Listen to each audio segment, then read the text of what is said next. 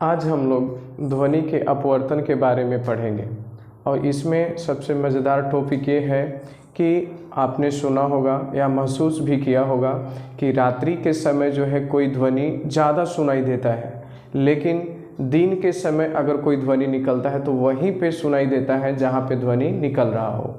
लेकिन रात्रि में ऐसा होता क्या है कि ध्वनि स्रोत दूर हो फिर भी हमको सुनाई पड़ता है। तो इसका कारण क्या है, तो आज हम लोग जान जाएंगे कि इसका कारण क्या है। तो सबसे पहले हम लोग चलेंगे कि दिन में जहाँ ध्वनि निकल रहा है, ध्वनि स्रोत से ध्वनि निकल रहे हैं, तो वो हम लोग को किस तरह से सुनाई देते हैं, कम क्यों सुनाई देते हैं। तो आइए सबसे पहले दिन में चलते हैं।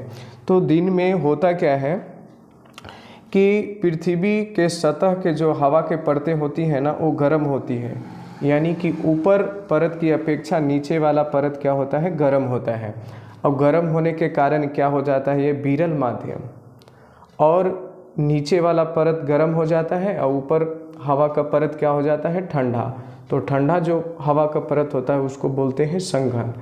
तो जब यहाँ पे कोई ध्वनि स्रोत, अगर ध्वनि निकाला जाता है ध्वनि स्रोत से, तो ये ध्वनि क्या होता है ना कि अभिलंब की ओर मुड़ने लगता है, यानी इस ध्वनि को फैलना चाहिए था तो ये फैल कर क्या हो रहा है, एक जगह पे अभिलंब की ओर सिमट रहा है।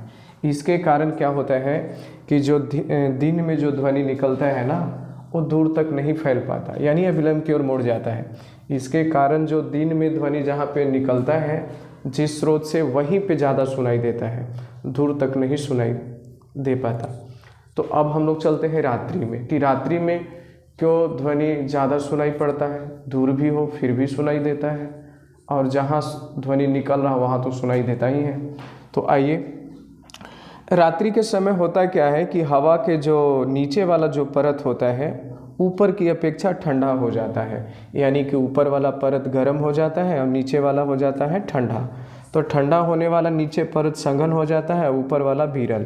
तो जब यहाँ से ध्वनि स्रोत चलती है, यानी कि ध्वनि निकलती है, तो अभिलंब से दूर हटती है, यानी कि फैलते जाती है। अब इसी फैलने के वजह से होता क्या है कि रात्रि में जहाँ से ध्वनि निकल रही है वहाँ तो सुनाई देता ही है, और दूर दूर क्षेत्रों तक ध्वनि सुनाई पड़ता है।